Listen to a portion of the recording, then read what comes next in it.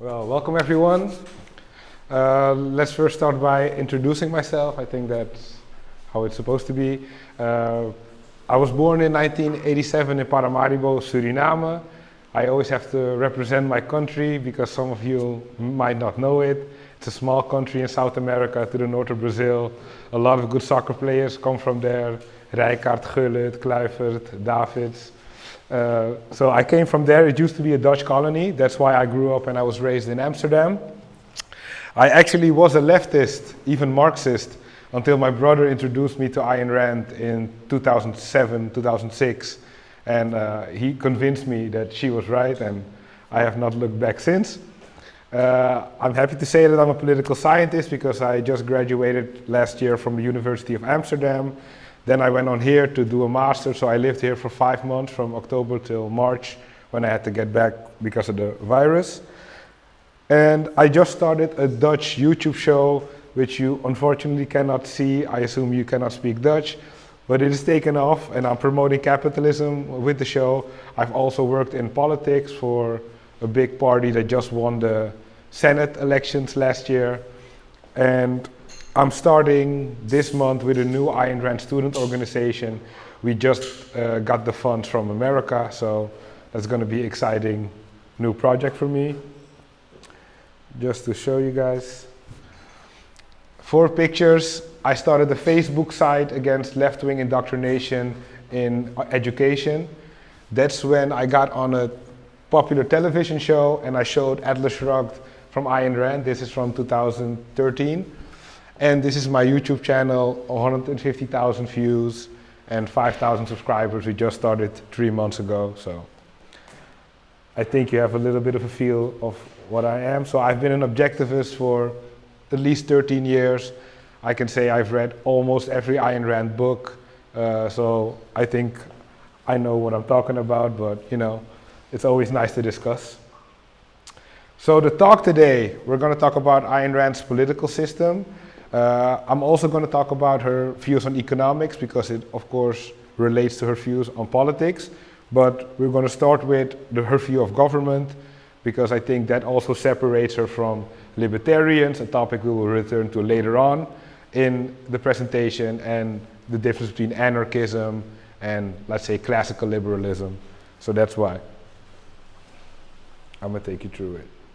If you have any questions, don't mind, just put your finger up or your hands up or just ask me. This is interactive, we're not with that many people, so don't feel inhibited. Just one additional comment. If there's a question, please repeat it for the record so that it's recorded. So when someone asks, okay, yeah, sure. Yeah, If I forget, remind me. Yeah. So, the first question, this one is going to go back to you guys. Do people have inalienable rights? Can I get some hands up for people who think that they have? What is inalienable? Like, what's the definition of it? Something that cannot be taken away from someone. Something that everyone has. Given by force. Well, like something that people are supposed to have. Obviously, with force you can take stuff from people. So do people believe people have inalienable rights, like separated from government, God, and all those things? Or not? Okay, I see. I think a little majority. Okay, so if so, which? Are there some people who have a few things that they think this is an inalienable right? Can I get some? I have a right to own my life. My life is mine. Yes, well, that's a very good one. Any other inalienable rights to some people? Right to choose freely. A right to choose freely. Okay, interesting. And from the people who did not raise their hands, why do you think people do not have inalienable rights? Do you already have a notion of that, or haven't you thought about it yet?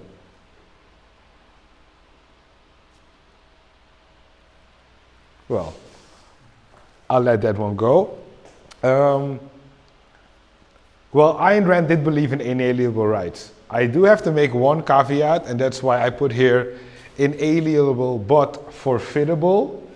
She does speak of forfeitable rights in one of her essays, and that means, let's say, the instance of a killer, right? So a killer takes a life, But the killer cannot say, I have a right to life, because he just killed someone.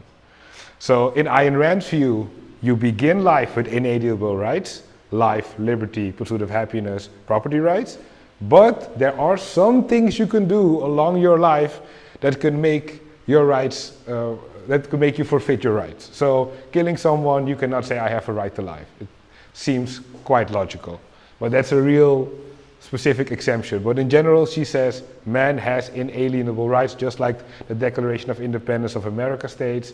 So people are born with rights, they do not come from some other higher place. So they do not come from God, they do not come from government, they come from its rights or moral concepts. Everyone has them from birth. So the moment you accept that people have certain rights, you have to choose how are we going to use this as a basic underlying principle for government to function on. So roughly there are a few options. You could go the individualist route, which I will promote, that says only individuals have rights. That's our assumption. The second option is the collectivist option that says, well, let's rule by majority. If a majority says something, they could take the rights of the minority instead of everyone has certain specific rights, like the individualist case. A third approach could be religious. Some people believe rights come from God, but that's not really relevant for the rest of the discussion. So how does this basic underlying principle of government relate to inalienable rights? Well, the government has to recognize them or not.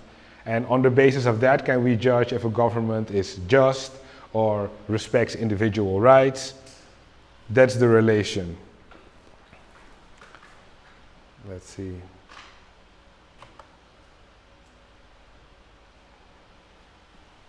So when we talk about rights, there has been an inflation of rights in the last couple of decennia. Ayn Rand wrote about this in the 60s and in the 70s. Think about, you have right to life, right to property. You talk about the right to choose. But rights used to be negative. That means to say you had a right to be free from something. That's how Ayn Rand describes it. So for instance, you have a right to life, you have a right to be free from people taking your stuff. You have a right to be free from force. That's the negative approach of rights. Then we got the positive approach of rights. Yeah, go ahead. So, is it right to call it a right? Wouldn't it be better to call it freedom? Freedom to live, freedom to own something? Why do we call it? Why do we call it rights and not freedoms? That's a particular one. Maybe I'll come back to it when we finish the presentation. So Ayn Rand said you have a right to be free from certain things. You have a right to be free from force. That's the right you have. The moment the force is in the equation, your rights are violated. It's a very simple approach to rights. Then at a certain point we got a positive approach to rights. So we call them entitlements. That means you are entitled to something. So think about healthcare, think about education. People saying, I have a right to healthcare, I have a right to education. You see, it's a fundamentally different approach of rights. So the one demands things from others, and the other just says, please leave me alone, and then I'm fine. As long as you don't force me, I have my rights. The other one says, no, people have to do things for me because I'm a human being. I need to be educated, I need to be taken care of, I need to be fed, and that's not just my responsibility. So there's two fundamentally different views of rights. You can see this, I didn't translate this one, it should be the. You can see it also, the difference in the golden and the silver rule, as Jews and Christians approach it. So the silver rule, which most Jews apply, says don't do unto others what you don't want to have done unto you. So it's very negative. Just don't do something. Leave people alone. Don't bother them. Then Jesus came with the golden rule that says, do unto others like you want them done unto you. So you see the difference? That's positive. Now you have to do something. You have to do something with others or for others, while the other was just negative. Don't hurt people. You don't want to be robbed? Don't rob people. You don't want to be touched? Don't touch people. Very simple. So this is like a development of rights. And Ayn Rand stands on the side of the individualist and on the side of negative rights. She doesn't support positive rights. She doesn't support entitlements. She doesn't support right to things that other people have to make for you. I hope that is clear.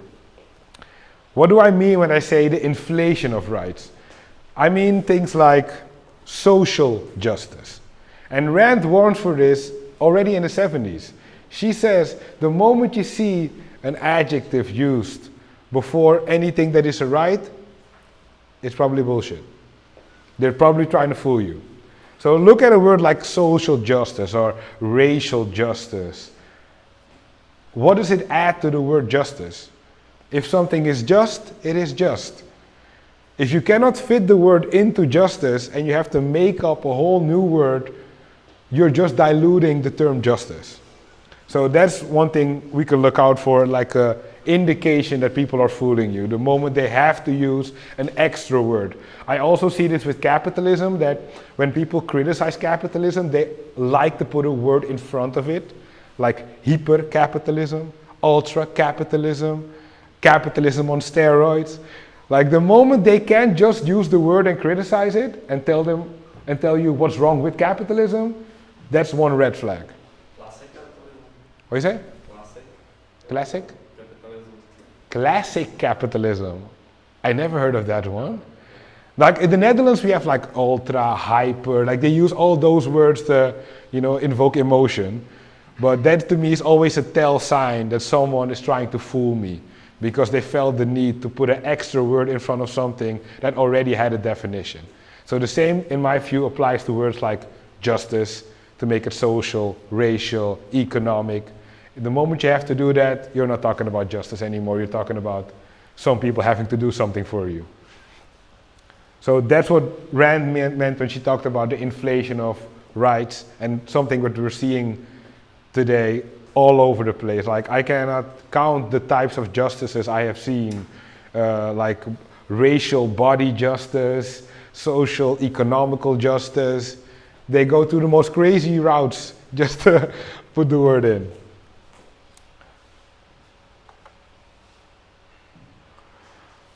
Important question. How do we determine which rights are real and which rights are not? So how do you tell the difference between social justice being a right, or justice being a right, or social behavior being a right? Well, the most important thing for Ayn Rand about recognizing rights was that the goal of the recognition of rights is to ban violence from the social sphere. So that's basically what Rand saw as the end goal. Like that is, we have rights because they say something about human nature.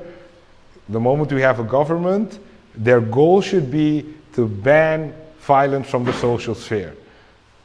Otherwise said, don't violate other people's rights. The moment you do that, you have banned violence from the social sphere. So this is the end goal for Rand. So she says, if physical force is to be banned from social relationships, men need an institution charged with the task of protecting their rights under an objective code of rules. This is the task of a government. A proper government, its basic task, its only moral justification, and the reason why men do need a government. So basically, if government is not protecting rights, why do we have a government? That's their only justification for a government, is that they protect rights. Otherwise, we could just live in a jungle and all protect ourselves, right? Because why would we have a government if that's not what they're doing? That means they're violating rights, and then they're not helping us. A government is the means of placing the retaliatory use of physical force under objective control, i.e. under objectively defined laws. So it's very clear what Rand is trying to say here. Government needs to respect rights. That's the only moral justification, but it has to happen with an objective law. Can't use an irrational law. It has to be based on human nature, on human reality. Do you have a question or someone? Okay. Let's see.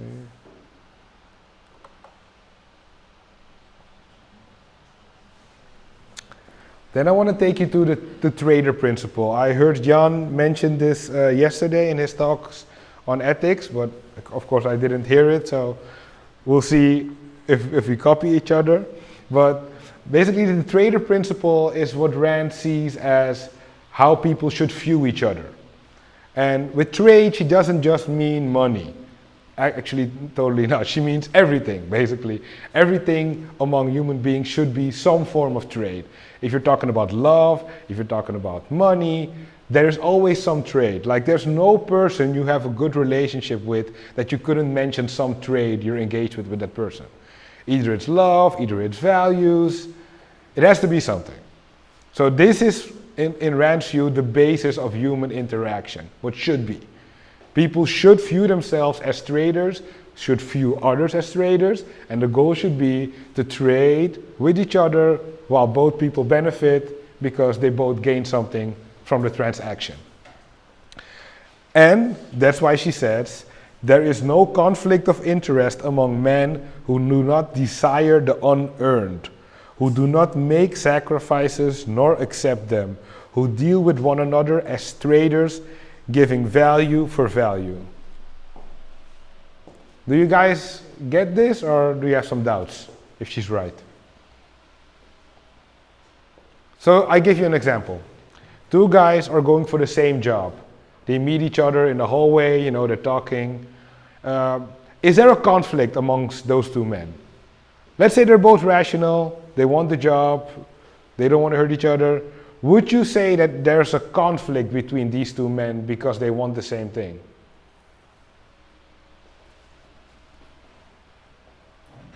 No one? Oh, you think there's no conflict? No, because look at the word she used, the unearned. So, if both men are rational, they want to earn the job. So, if one of them doesn't get it, he didn't earn it. So as long as you don't want the unearned, there should be no conflict. The moment you think that you earned it and the other didn't, then we get a conflict. But this is the assumption. The same would apply to a girl having two men that want a relationship with her. It's the same thing. One of them might be lucky, but the other one cannot say, I was supposed to be with her. You don't have a right to that. You need to earn it. And if you didn't earn it, it would be irrational to complain about it. So that's why the words rational man and unearned are very important. Wouldn't you earn it by beating the other one? But that would imply that the girl would be in a fixed position to either choose one of you two, but she could say no to both. But if it hurt, like semi-condition, Yeah. stronger. What is it? Who is stronger is better for her, for example.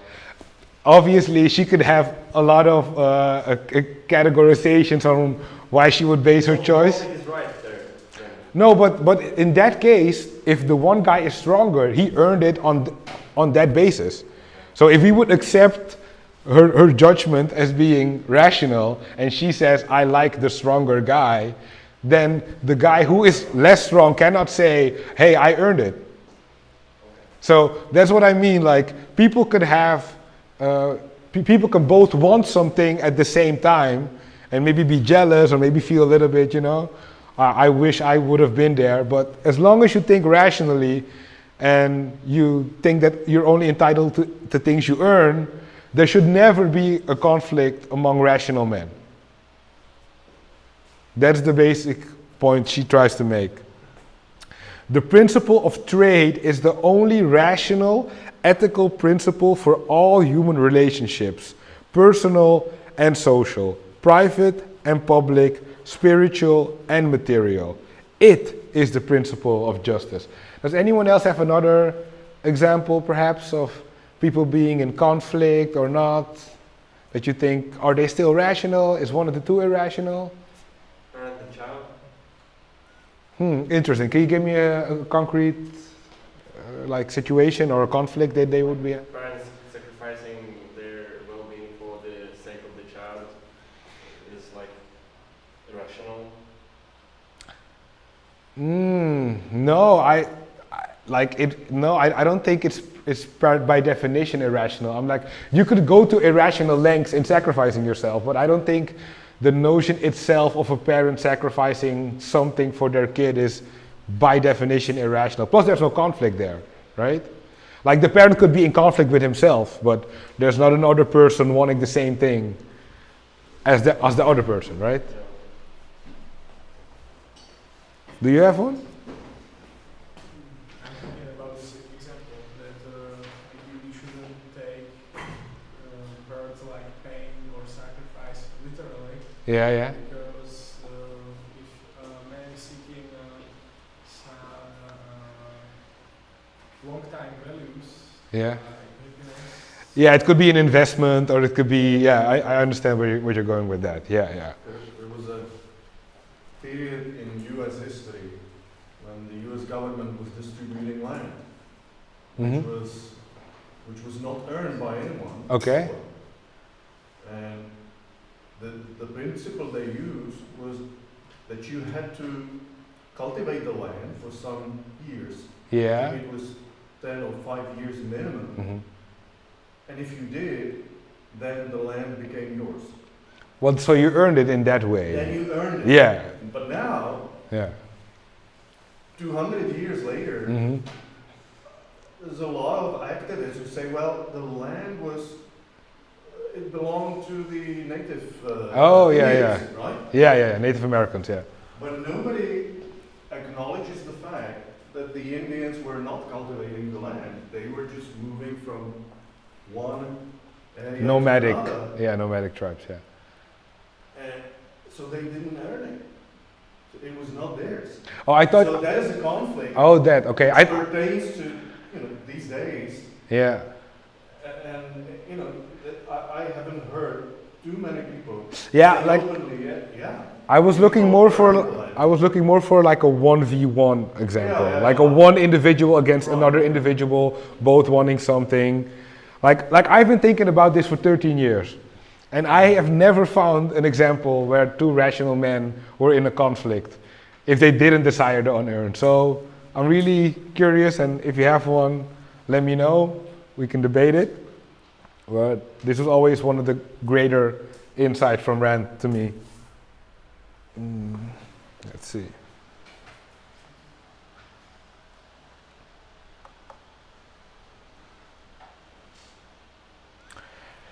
Then we also get into capitalism. So I try to lay out what should be the underlying principles for government to function on, what is Ayn Rand's view of rights, how should we approach them from an individualist perspective. You are not entitled to things from others, you are entitled to build your own stuff, and you are entitled to earn things, of course, rational things. So let's talk about the economic side of government, or how Rand viewed it. So this is an amazing book. I think it's 1965. Capitalism, the Unknown Ideal. The first half is about economic history. The second half, she goes more into concretes, like who owns airwaves and those type of interesting questions. But the basic point from her economic view is that all rights are in essence property rights. That means everything that you can rationally call a right has a relationship to property rights, either the property of your body or the fruits of your labor. So if you say, do you have an example of a right that you think is not related to property? Can anyone think of? Intangible property. What? Intangible properties. Intangible properties like? Idea, right to idea, right to the song, Well, like right to some working process. okay, like, but okay, you could have ideas in your mind, and in a sense, they are your property, right? Because they are in your mind. The moment you want to do something with the ideas to create the fruit of your labor, then that's property. Now I can ban other people to use my ideas. You're talking about intellectual property, right? Yeah. Yeah, but the difference there is that intellectual property doesn't just refer to ideas, but there has to be more. Like you cannot just patent an idea, like you have to put it in some concrete form or model. But we're going to get to intellectual property rights when we're talking about the difference between objectivism and libertarian, so maybe then I can throw up a couple of IP examples. Or we could do it now, actually, now that we're in it.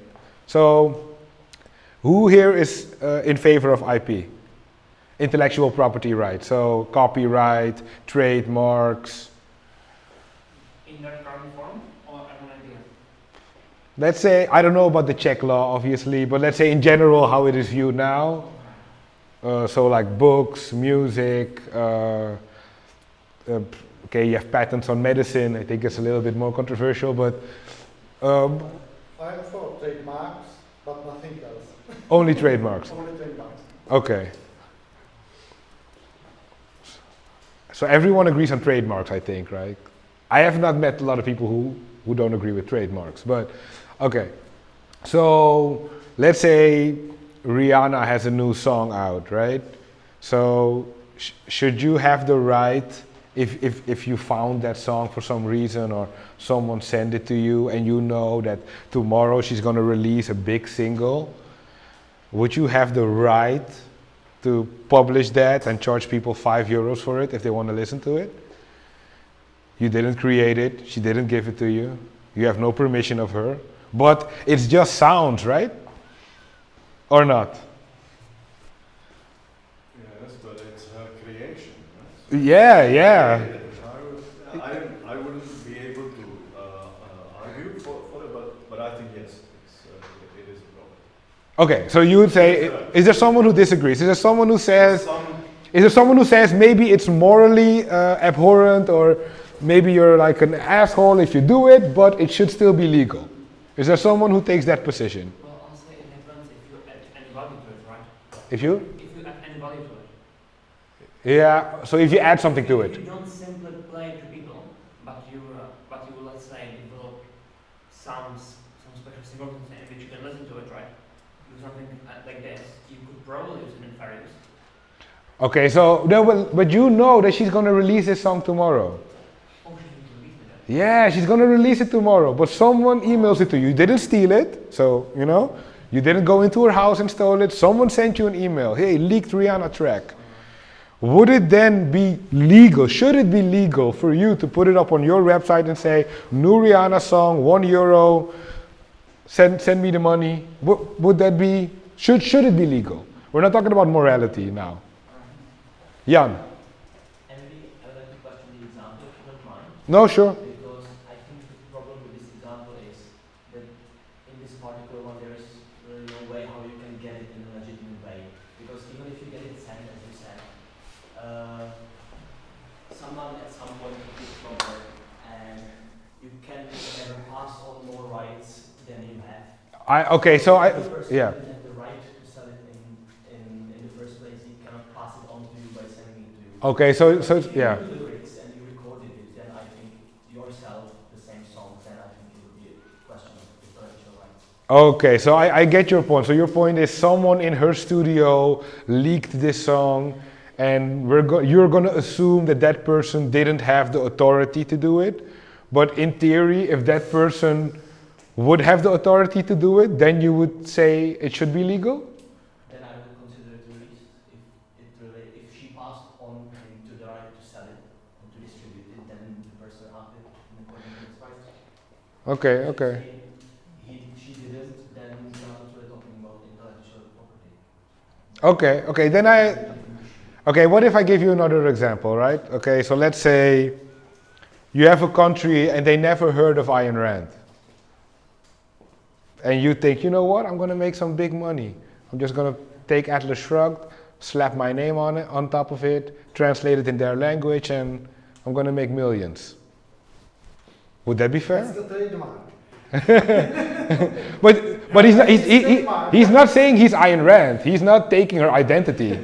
He's not saying I am Ayn Rand. Like that would be a different level. That's like identity theft almost. How do you feel about that, Jan? Well, Is Atlas Shrugged just a collection of letters, yeah. or is it something in itself? I still think Yeah. that by doing this, it's the same example as the one before. You have the right to do this haven't been passed on to you, and therefore you can't pass it on. But I still don't view this as the issue of intellectual property. I view this as an issue of transferring rights. But if, Okay. for example, I by some coincidence had the exactly same ideas as Ayn Rand, and I never heard about her before. Okay. I would say I'm in full rights to publish identical book and claim and get reward for it, even though it has already been published, if it really was my idea. And I don't agree with intellectual property in this way, and in the other Okay. I think it's a Well, you know, transferring rights rather than intellectual property. we're gonna come back to IP, so maybe you could have an example for me when we get back to IP, because I'm interested in hearing like the position. I would like to ask, where is the essence of property right in a right to raise my child? Because the child is not property. That's right. That's why you asked the question. Yes. Repeat your question. For the repeat your Oh yeah. So the question is, how do we view rights when it relates to a parent raising their child? Right? How can we put that somewhere into the property rights realm? Yes or no? Well, I would say that the relationship parent-child. I don't think Rand wrote a lot about this, but I would say that this relationship is a very specific relationship, not comparable to all other relationships from people who are of adult age. So I do think it's fundamentally different. I do think the child owns itself, but it doesn't have the tools to live on its own. You, as a parent, have made the choice to have the child. The child didn't ask you to be born, right? So that, in my view, implicates that you have an obligation to the child, not the other way around. So I would say a child is a burden you take on voluntarily. That implies that you have to feed the child, teach the child how to talk, etc. You know, like the basic. But the child is not your property. But it's also no one else's property, and no one else has a stronger claim on the child than you. So, like by default, I would still grant you the right to raise your child because no one else has a better case for it, but it's not your property. I would never put it like that. So it's a special circumstance. The child owns itself, but it cannot govern itself. So I also wouldn't say that you could do whatever you want to the child. Like if you would use violence on the child, you would still be violating rights. Because the child does have rights. They do not have all the rights people have. They cannot buy property, etc. But they still have inalienable human rights of property, which their body is the first thing they own. So that's how I would view it. Maybe Yidi, do you agree with this? I wouldn't want to interfere, but if you ask me, I'm totally opposed to the idea of owning yourself. Okay. This is something I completely reject. There's no such thing as owning oneself. So I totally reject the idea that no one can do anything to us using force because we own our body. It doesn't make any sense at all. Oh, you would say we are our body. What is sufficient is Yeah. I have a right to life. That's it. So if you use force against my body, you're directly violating my right to life. Obviously. The right to property has nothing to do with. Okay, but if you would relate it to children, how would you? I agree with you. Okay. There's no such thing as a right to. Applying the right to property to your child. It's not your property. I'm also in the position not being able now exactly to identify by right concepts, what is the relationship? What is, of course, conceptually right is that you are responsible for that child because you gave life to it. There's no one else responsible. Why other people cannot, do anything to that child is exactly what Birna said. The child has the right to life, so they have nothing to do with it. Unless the parent, of course, agrees this child will be, in your, let's say, care for some time, uncle, school, send the child, so you're not responsible. But the ultimate responsibility, of course, is the parent. But anything else, anything that involves children is a very, very special case.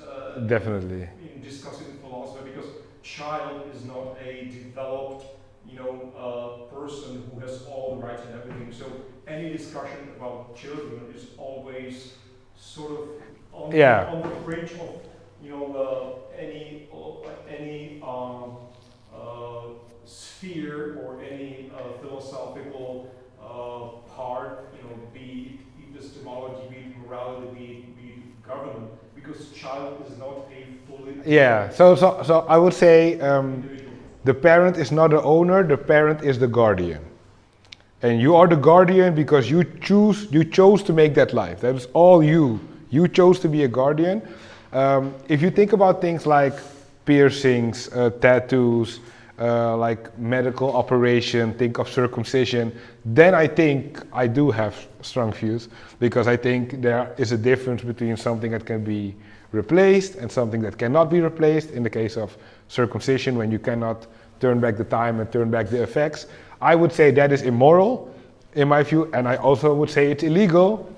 Maybe some libertarians will disagree. I think circumcision in any case should be illegal because it's not your body and you shouldn't be letting other people with knives touch it. So that would be my case. If you're talking about putting holes in the ear for earrings, I would tend to say that that is within the range of acceptable behavior, but it's interesting, and as Julie said, it's always a little bit more difficult when we're talking about kids. So I do think you can have some moral principles to inform you whether or not you should give your child a tattoo, or if your child should be allowed to smoke, at what age. Like, I do think we could talk about that, but it wasn't Rand's big focus, but hopefully I could give some clarification. Yes? Doesn't this approach create positive rights for children? Well, yeah, but in their case, they're right, because they didn't choose to live.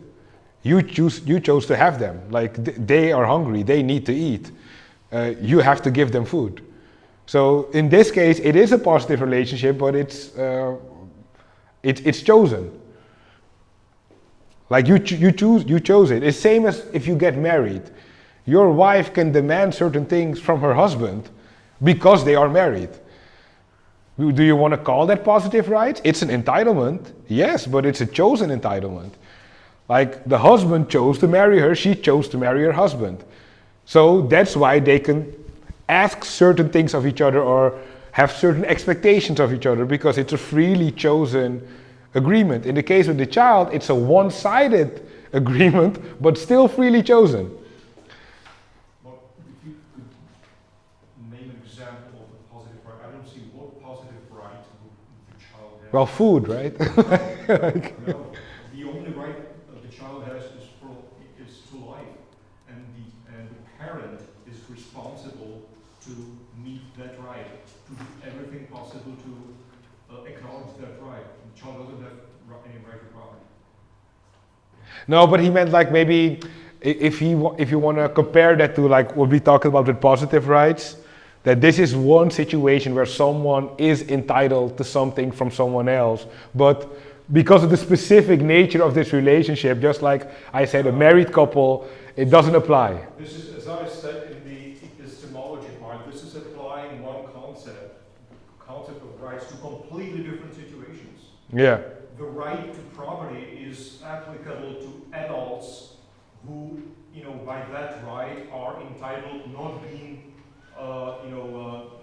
Interfered with. use, Yeah. the force cannot be used against them to, get away the property from them. So now, let's say, adding child to the situation is a completely different situation. Adding to it the relationship between the parent and the child, where things are governed by other. I think there's an easy way to say it. I would consider it a one-sided contract that the parent signs, or the two parents sign when they create a child. That is a one-sided contract. Marriage is a two-sided contract because both are adults. That's why man and wife can demand certain things from each other, and that's why the child has the right to be fed, taught the language, not be neglected, etc., not be harmed.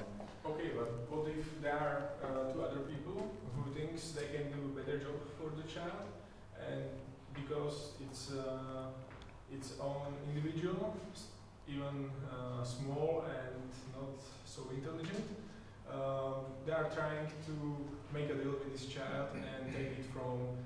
Well, the child would not be able to decide. So they could persuade the other parents, obviously. Maybe they can convince them that they could give the child a better future. In theory, those parents could say, okay, we denounce our rights to the kid because we think you're so much better. I think that is a possibility. But it cannot be that the child at such an early age can make that choice. Maybe if you're talking about 12, 13, and then there's an uncle, he might be able to go to the judge, and the judge can assess, is this 13-year-old kid able to make this? I'm open to certain cases, but I wouldn't say at a young age, 5 or 6, telling a kid, I'll give you a lot of good stuff, come live with me.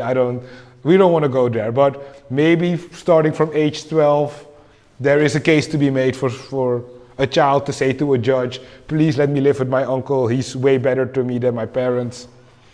I'm open to it, but it's, very specific, individual context there. Yes, I agree, but before the age of 12, for example, Mhm. then what is the difference in the dealing between those two pairs of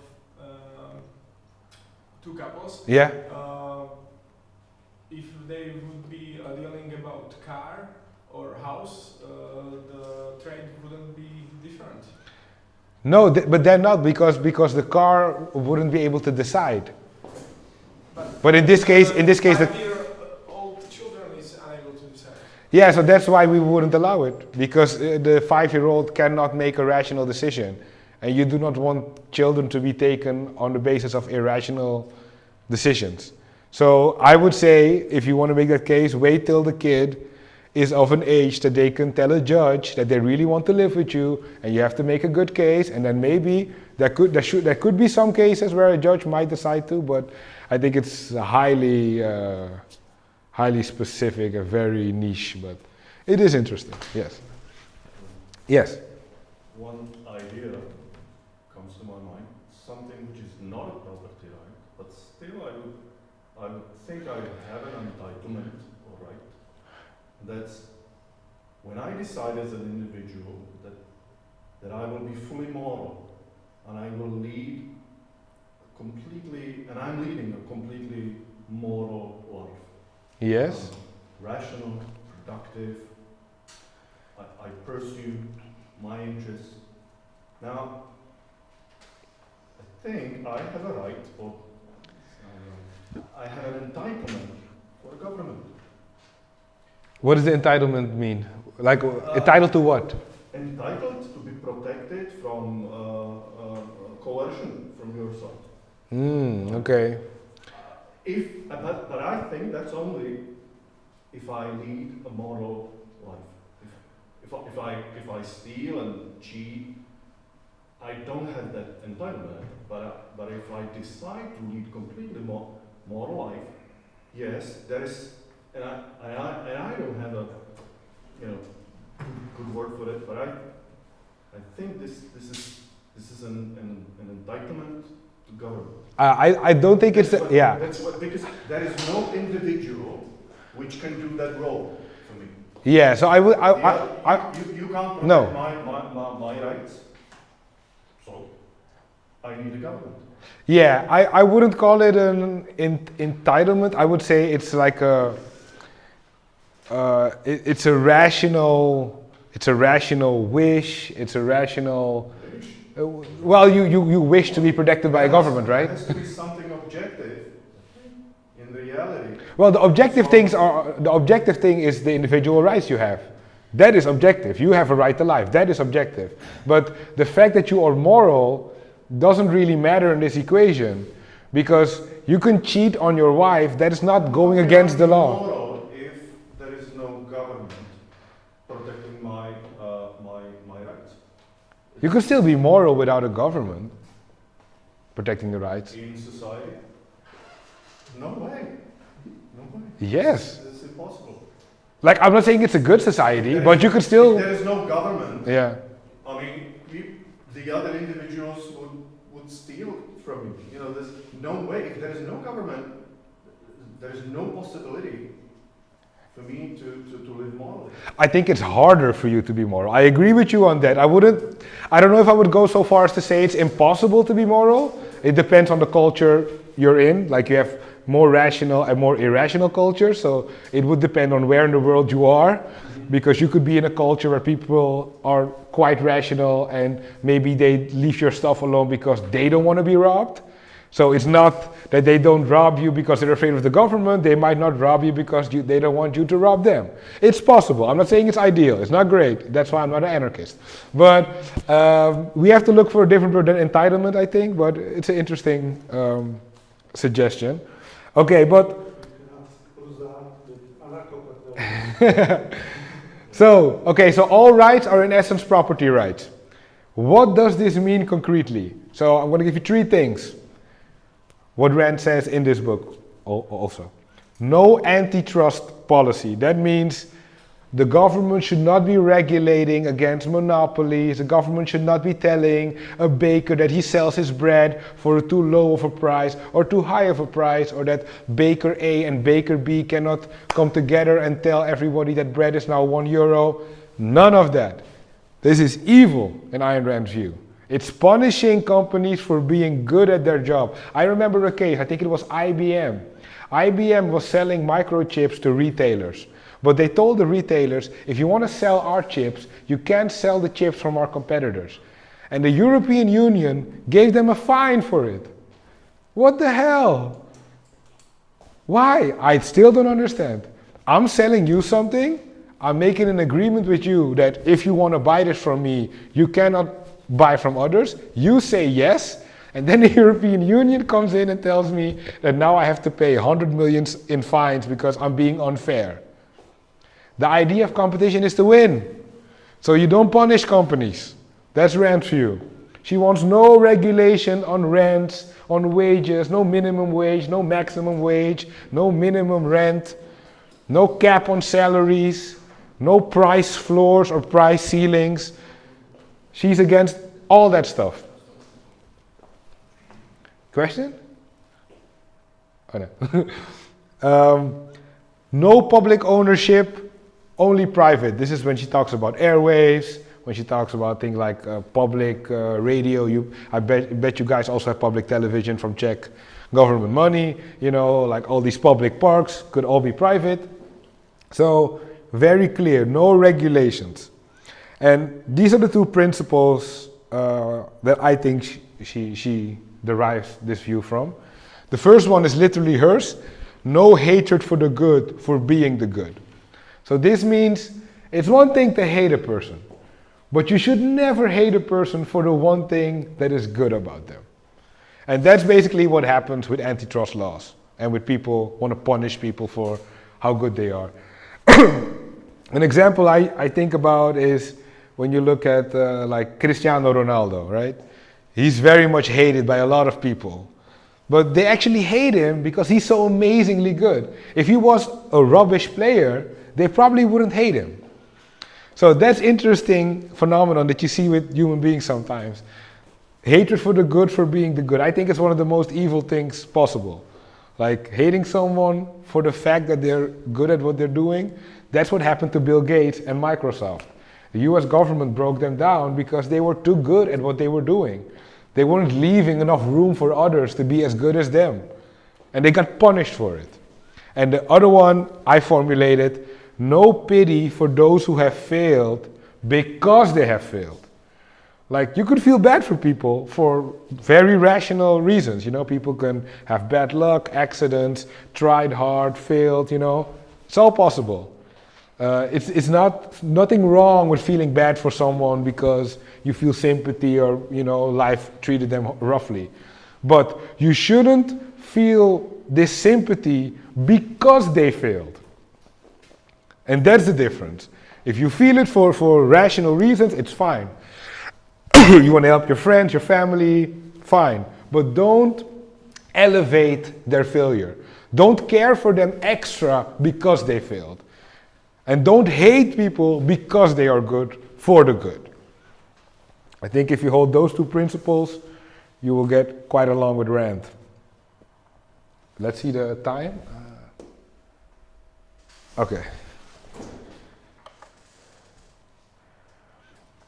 So, to be concrete, what are the legitimate functions of the state according to objectivism? Well, there's basically three, and I put a question mark behind the fourth one because there was a recent Tesla exploration and I thought it was interesting. Okay, first off, of course, you need objective law, as we mentioned before. Now, to have objective law, you need a court system.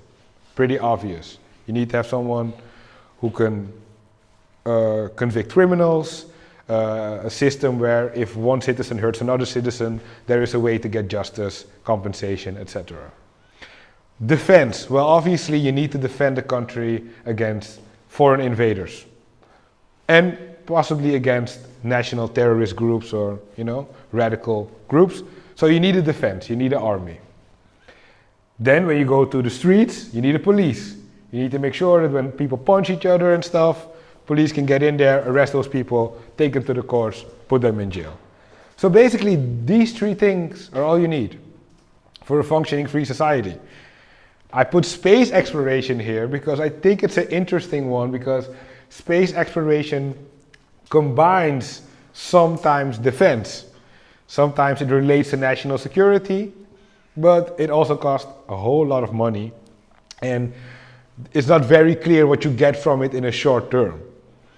So that makes it, on the one hand, you don't want government doing this because they're already very bad with long term. So maybe you don't want government running this, but that's why I came to the Tesla example. You're now starting to see privatized space explorations. So just to show you what the market is capable of doing, something that the government would probably fail at. You know, even NASA is, you know, very reliant on private contractors. But basically, these three things are what Rand considers to be the legitimate functions of the state. Who disagrees with this list? What would you add or take away? Maybe take over space exploration, because even the SpaceX, Tesla, Elon Musk, his company is dealing with state, and True. they are pushing money to them, so it's like Not fully private. outsourcing for NASA, Mm. not exactly the result of free market. Oh, but would you want to put it under the government, or you don't want it? Should it be part of government or not? It depends from the scale of the government. Like, I can imagine that with a small government who takes care only those first three things, there can come a company like Amazon Yeah. who will be able to afford this space exploration. But other than space exploration, does anyone else want to add or take away something from this list? Take away. Which one? Space exploration. No. Forget. I put a question mark behind it for a reason. Just the first three. Would anyone want to add something or take one of the three away? Take away all of them. You want to take away all of them? Take away all of them. Nice. Okay. So you want you're an anarchist. Okay. And someone else? You also? Yeah. All three? Yes. Okay. Any other takers? No one wants to add anything. Wow. Well, there may be some functions added, like fire. Fire department. I get what you mean. Okay, yeah, fire department is a possibility. Yiri? You could add foreign policy, but this is a straight implication of the free foreign policy. Yeah, from defense. Government, Yeah, you have relationships with other governments. Yeah, you you- have to have foreign policy. you are right. Diplomacy. Yeah, diplomacy. But this is completely lower level. Yeah. Okay. Okay, so no one wants the roads, no one wants government health care, no education. That's great, that's amazing. Okay. I have a question. Yeah, sure. Do you know why Ayn Rand didn't mention any of these in her description of John Galt's work? I think she didn't do that. Like, if you read between the lines, there is a judge there. So, like, but she doesn't make it explicit for a reason, because it's a fantasy story. Or more like free trade judgment? What do you say? It's more like free trade course.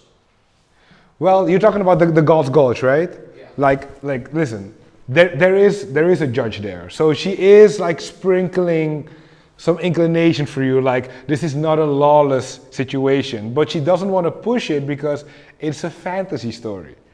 The moment that she would have gone and take that fantasy story and would have treated it like it's like a non-fiction essay, then people would treat it as such.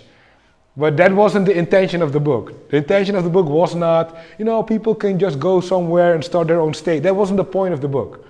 The point of the book was that these are all rational people that got together, and that's why they can live rationally amongst each other, because they share the same ideas. And I'm going to put a judge there just to show you that it's not like anything goes. But I think there's a specific reason she didn't put that all into the Galt story, because I think it would take away from the core of the story, which was about the strike itself. So that's my assessment of why she didn't do that. Also, the gulch was meant to be a temporary. Yeah, also, because it was meant to be like a refuge. They were planning to go back Yes. to the world which collapsed, so there was no point in So, like, creating a model society. She could have introduced a police officer in theory, I guess, but it wouldn't really contribute to the rest of the story because it was temporary. They wanted to go back. That's my assessment. But yeah, that's why I think she didn't include all those things in that part of the story, because it had like a temporary refuge character. Everybody wanted to go back. No one thought this was ideal life from the people there. Okay. Excuse me. Yes. And in Rand society, ideal society, who owns those institutions, courts, defense, and police? Well, Is it publicly owned or? Well, they would be publicly managed. I mean, as in politicians or people who are democratically controlled, but they wouldn't be privately owned. You wouldn't have like one guy owning the army, obviously. Because on previous slide you have owned private property. Yeah, but she separates that from those three things she deems legitimate, right? Yeah, it's Like- like a double think or. It's only double think if you think that the government is the same as the rest of society, but she obviously doesn't. So she says, these things you need to protect rights. And then everything else should be owned privately, because then the rights are already protected. So these would not be an individual's property. Oh, that would be very weird, right? So like, that's definitely not what she meant. She meant all property should be private, but these things fall outside of that, how do you say, kader, frame, I think is the right word. These fall outside of that frame, because without these, you cannot have the rights be protected and recognized. So you might disagree with it, but that's like, I'm trying to give you the framing, right? So she views this as the building blocks, and then people can have their rights respected. If you take away these three, she would say there are no rights, so you're living in anarchy. You have no reason to talk about rights, because there's nothing to support those rights. So that's the disagreement, I think. So you would say, but so in your view, this would be violating rights. These three, right? Yeah, so that makes sense from that perspective. But I think that is the difference. She sees this as the beginning of the preconditions to have a free society in which rights can be recognized and respected. And you would say that you don't need these three and that these three are violations of those rights, I guess. Just a few more slides, people. We get to libertarianism now. So, what is libertarianism? Well, it's a political movement. For some people, it's a philosophy. We will get into that. It's basically classical liberalism that had to invent a new term for itself. They called it libertarianism. There are other movements like the Austrian school, which are very much compatible with a lot of libertarian thinking, not exactly the same. So think of Murray Rothbard, Nozick could be seen as a libertarian, very famous philosopher, Hayek, if people want to mention a few more, Spooner, Menger, like there are a whole lot of great, amazing libertarians. And some of them are classically liberal, some of them are more anarchist, some of them are a little in between, like, you know, like Hayek going a little bit between stuff in different phases. The critique of objectivism towards libertarianism is that it's a subjectivist ideology. It doesn't recognize objectivity and objective law. So libertarian, usually, not all of them, and there's a lot of difference between them. I know, I met them all. Usually the point of view from libertarians is the non-aggression principle, which means you shouldn't aggress towards others, and people should be free to choose what they want, and you shouldn't be telling people what to do or involving yourself with them. Let everyone choose their own life. Well, this sounds pretty fine, but of course the question then comes, what if people want evil things? What if people want immoral things? What if people want to do immoral things? Do you then judge or don't you judge? Not all libertarians judge. Plenty of libertarians will tell you, I don't judge, it's not my life. And that's the difference, because objectivists would say, I will always judge you. I don't care what you do, I will judge you. I might not act upon it, I might not think it's a case of the government to interfere, but I will judge you.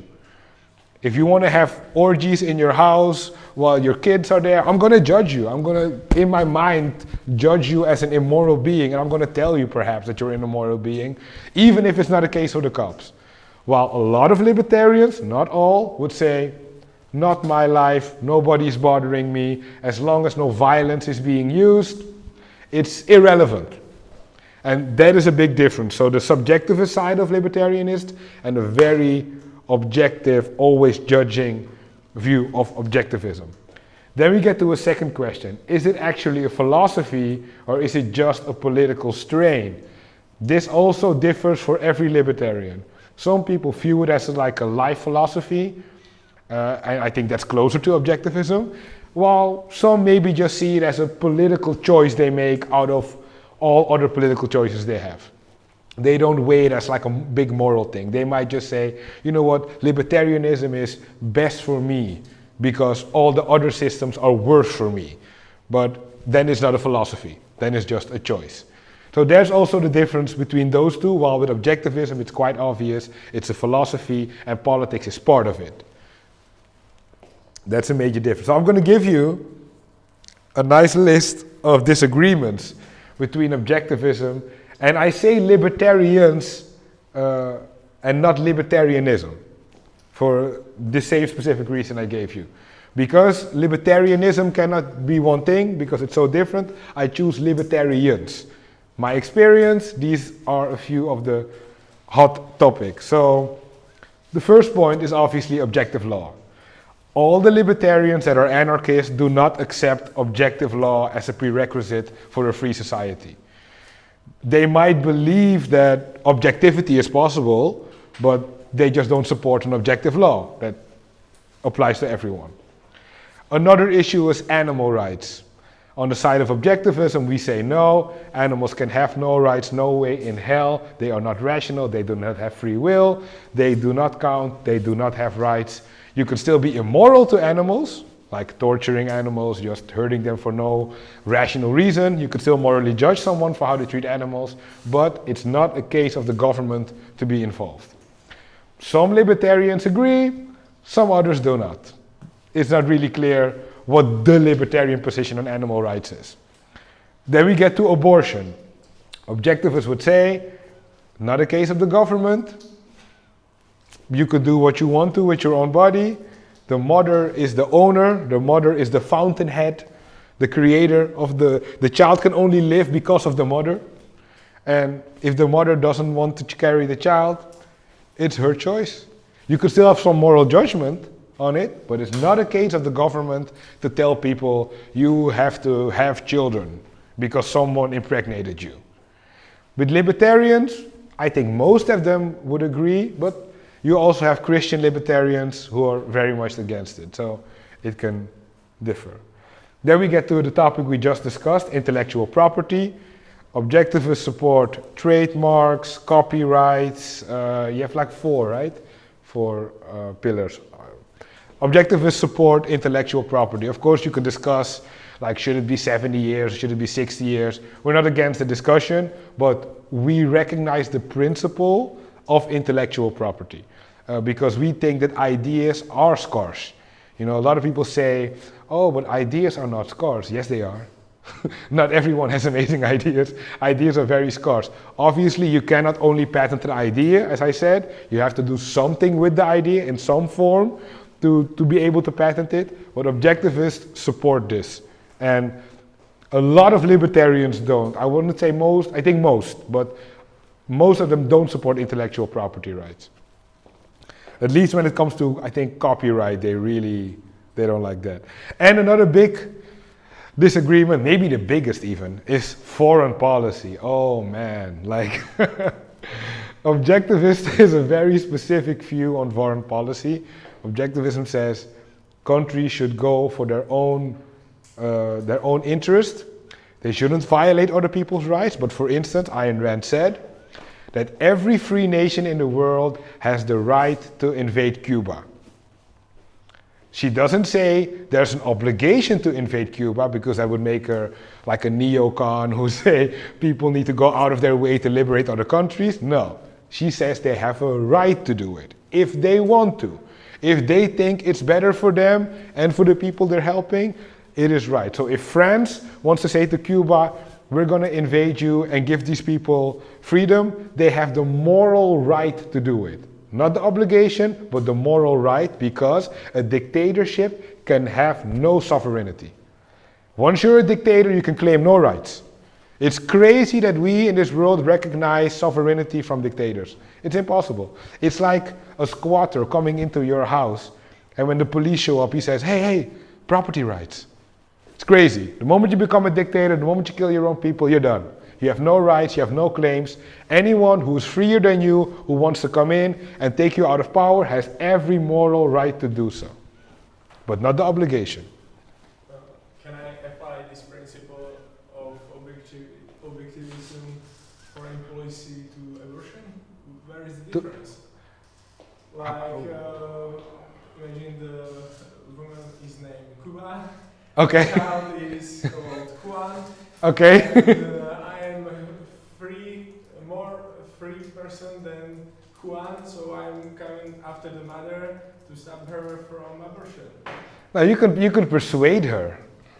You can offer her money, but you still don't have a right to her body. That still doesn't change because she is not a dictator. She is not oppressing the child. The child only lives because of her.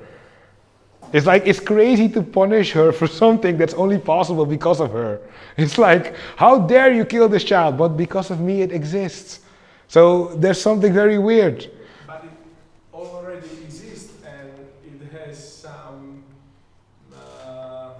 freedom. It doesn't have freedom. You don't have freedom when you're in the belly. You don't have free will. You don't even have conceptual thought when you're in the belly. So the child gets less freedom than I got, so way less. I'm in the position of the United States. No, I don't see this comparison. Sorry, man. I don't see it. So, like, for instance, go back to foreign policy. The most libertarians are against any form of aggressive foreign policy. especially neoconservatism, spreading democracy, the whole story. Well, most objectivists would agree with that specific criticism. Most objectivists would say, yeah, you're right. We shouldn't be going out in the world looking for countries to make into democracies because it makes us feel better, or because these are poor people that we need to help. Objectivism would agree on that. But what objectivism would not agree with is saying, this country it has nothing to do with us.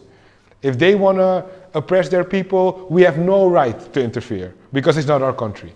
That's the difference. Objectivism would say, no, if there is a gain, if you can do it, there's no obligation, but you have a right to do it. Definitely. So there's a big difference there between using the state to intervene in those situations. Most libertarians would say no, leave it. They want to defund the army, some of them. So big difference between the two camps. You could see it with Israel. Objectivism is very pro-Israel, and I don't know, maybe it's 50-50 with libertarians, whether they support it. Some think Israel is like a pinnacle of libertarianism in a way, because it was like founded by settlers who like created the nation.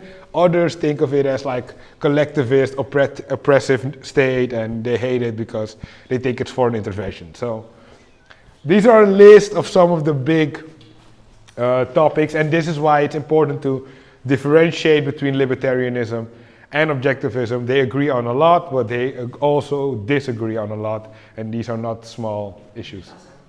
We are talking about invading other countries. Yeah. They are about dictators, right? Yeah.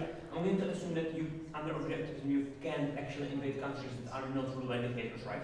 Yeah, so like, if a country would be free, you would have no moral right to invade. Right. So Then it would be aggression. Yeah. So the moral right to invade comes from the fact that the country is not free. Yes. It comes from the fact that the person ruling them is oppressing them and not recognizing their rights.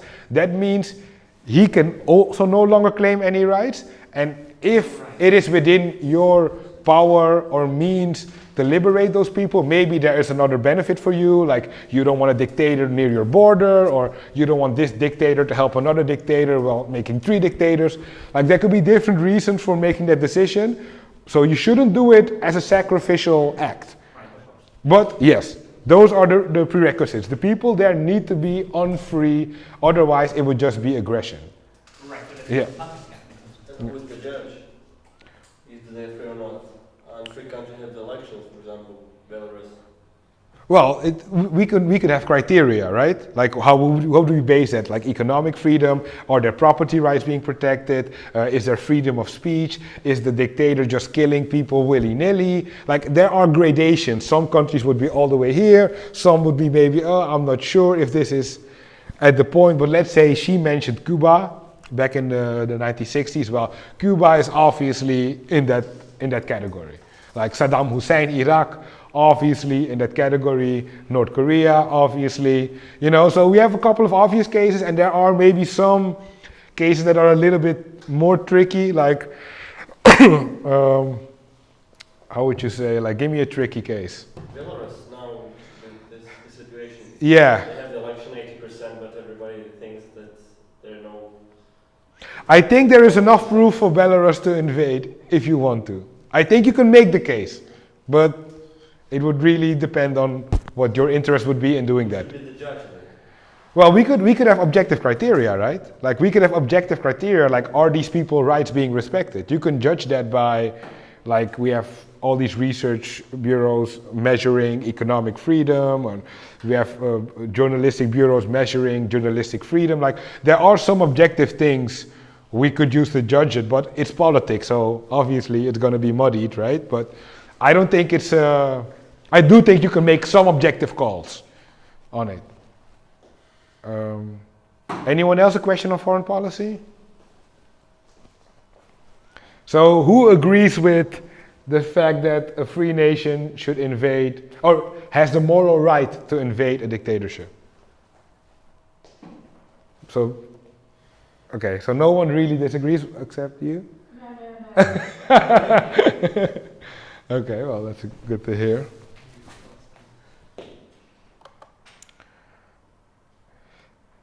Okay, I gave you this. It's a pretty long Rothbard quote.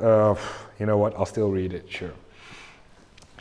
This is Rothbard on subjectivism. So here you can see why objectivism criticizes Rothbard. This does not mean that individual libertarians are unconcerned with moral principles or with broader philosophical issues.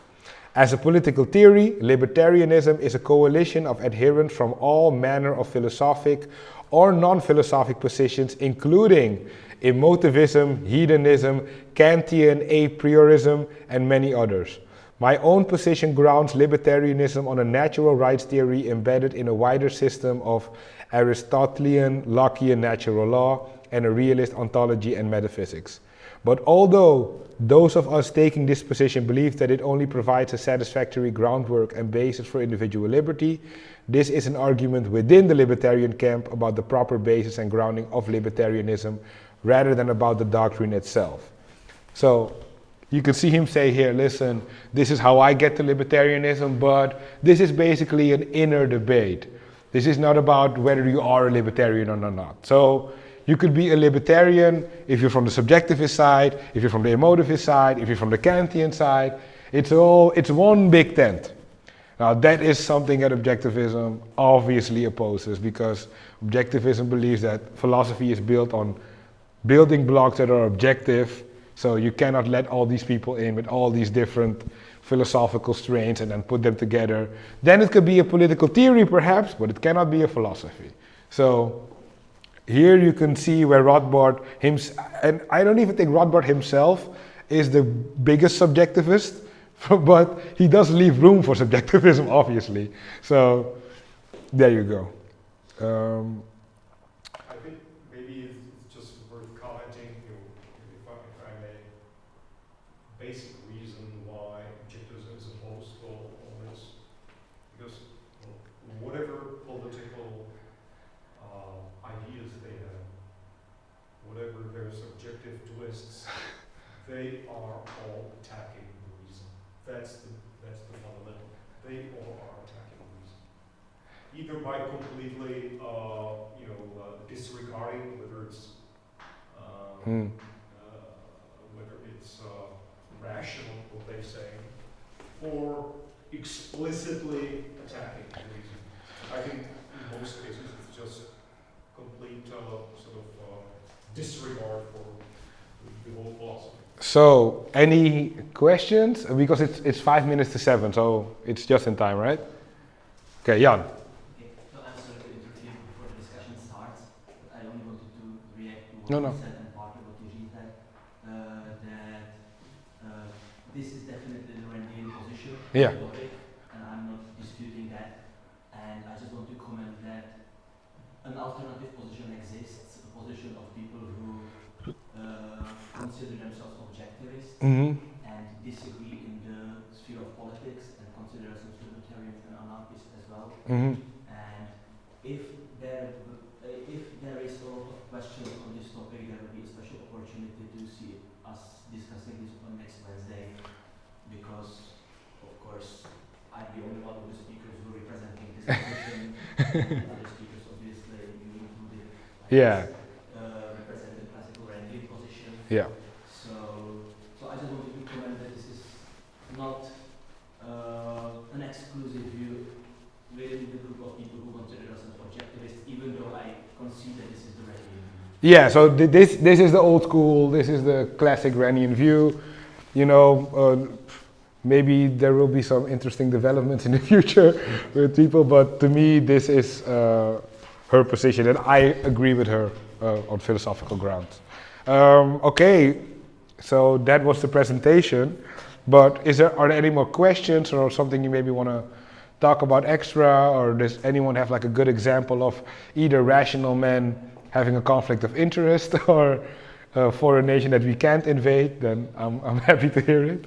I just got a comment that we started with social justice, Mm-hmm. and we ended up with classical Randism. Yeah. So, are there no more questions?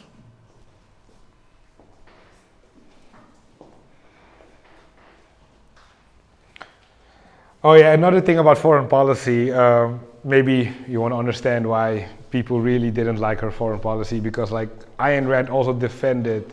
I think I'm not sure. No, I'm not fully sure about this. So let me not say it here. I thought she defended the attacks on Japan, but I'm not 100% sure now. So I don't want to misrepresent her. But Second World War, yeah. well, her She supported, w- but w- she was not supportive of opening the Vietnam. no. Normandy. Normandy, yeah. She was not. Yeah, no. Her position was that the communism and Nazism should Fight it out. Yeah. Until they both become so weak, then there would be later on an opportunity to And interfere. and the interesting thing about this view is that like if America would have done this, okay, maybe more Europeans would have died in those few years that America wasn't there, but we probably wouldn't have had 30% of the world being communist after the Second World War. So it's Like Europeans were the citizens of the attacking of the enemy. yeah. So they had no rights. No, I get you. So Rand wasn't opposed to fighting the Nazis or fighting the communists. Her position was, we don't need to be altruist. We don't need to sacrifice ourselves. Why don't we wait till these two monstrous regimes have like thinned each other out, and then we wipe it clean and save Europe? You know what? Compare it with Rothbard. Rothbard was, Soviet was, army was and some other socialist armies in 1968 Yeah, invaded Czechoslovakia. yeah, Right? So that was a act of evil. definitely. Rothbard was not supportive Yeah. specifically, but he was apologetic. He said, well, they had some right to do it. Yeah. So he was completely irrational. His foreign policy wasn't That's- great. Yeah. What Gigi was when your philosophy, although I don't think he had a philosophy, you start attacking reason, and you don't have your notions completely based in reality, and you don't know what your notions, the concepts, and the principles are, then you arrive in politics, political philosophy, to completely wrong conclusions. And Rothbard, I think he's a great example. Jan, do you have a good IP example, or are we going to close it off? I am not sure if it was still to hear it. Well, yeah, that depends on that. No, it's okay. So in that case, we're done, right? Okay, so if you have no further questions, I think this is where we can finish today. I just had one more closing note that I forgot to mention in the beginning. Of course, if you forgot to sign the attendance sheet, please do so on your way out. And the second thing is that I indeed haven't forgotten, and I sent you the first 3 homeworks yesterday, late in the evening, so I'm sorry about that, but you have them. So try to at least look at them, think about them, and send us something. It doesn't have to be too long. Just it's for you to have an opportunity to think about the things we are discussing here, and try to send it to us or to my email address, and I will distribute it among the speakers to look at it by next Wednesday.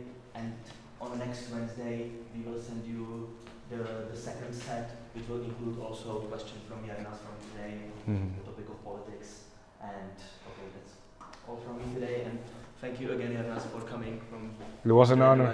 Talking.